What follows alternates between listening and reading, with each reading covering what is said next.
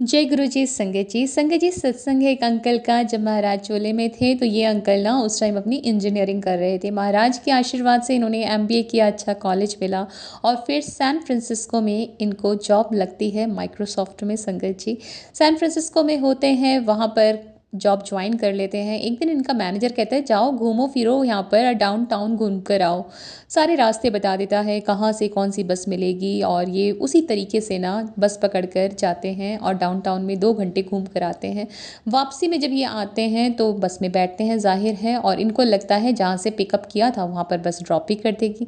पर संगत जी उस दिन ना बस रुकती ही नहीं है माइक्रोसॉफ्ट कैंपस के आगे। इनको लगता है कि यार इतना देर कैसे हो गया है, और आधा घंटा, पौना घंटा, 1 घंटा निकल जाता है। तब ना उस बस के ड्राइवर के पास ये जाते हैं, बोलते हैं मुझे माइक्रोसॉफ्ट कैंपस उतरना था, वो कहाँ है, वो आया नहीं क्या?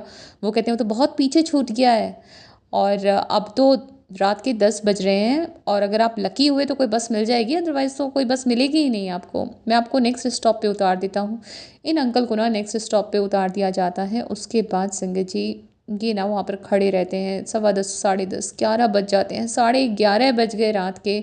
बहुत ठंड वहाँ पर पड़ रही थी, और ये तब ना ऊपर देखकर बस महाराज से कहते हैं गुरुजी महाराज अगर आप हो तो मेरे तक मदद पहुँचा दो, मैं कब तक यहाँ खड़ा रहूँगा, बहुत सर्दी लग रही है।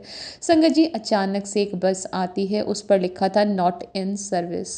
वो इनके पास रुकती है। ड्राइवर इनसे पूछता है क्या हुआ, यहाँ क्यों खड़े हो? ये बताते हैं कि ऐसे से मेरे साथ हुआ। वो कहते हैं वैसे तो मुझे उस साइड जाना नहीं है, पर आ जाओ मैं तुम्हें ड्रॉप कर देता हूँ। संगत जी ही उसमें बैठ जाते हैं। बिल्कुल कैजुअल बात होती है, पूछते कहाँ से आए हो, कहाँ काम करते हो, ये सब उन्हें बताते रहते हैं। और संगत जी जैसे ही माइक्रोसॉफ्ट का कैंपस आता है, वो ड्राइवर कहते हैं कि उतर जाओ तुम्हारा स्टेशन आ गया है। ये वहाँ उतरते हैं। इनको लगता है मैं कुछ डॉलर्स इन्हें निकाल कर दे दूँ, इन्होंने मेरी मदद की है। फिर वो उनसे कुछ नहीं लेते और कहते हैं स्टे सेफ, स्टे हैप्पी।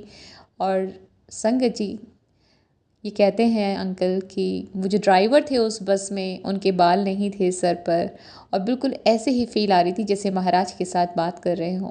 जब ये उस बस से उतरते हैं और कुछ सेकंड्स बाद पीछे पलट के देखते हैं ना संगत जी, कोई बस नहीं थी वहाँ पर। तो संगत जी इस तरह से सच्ची अरदास महाराज तक पहुँचती है, और वो किसी न किसी तरीके से अपने भक्त की मदद करने ज़रूर आते हैं, या किसी अपने भक्त को आप तक पहुंचा देते हैं ताकि आपका कल्याण कर सकें। जय गुरु जी, शुक्राना गुरु जी।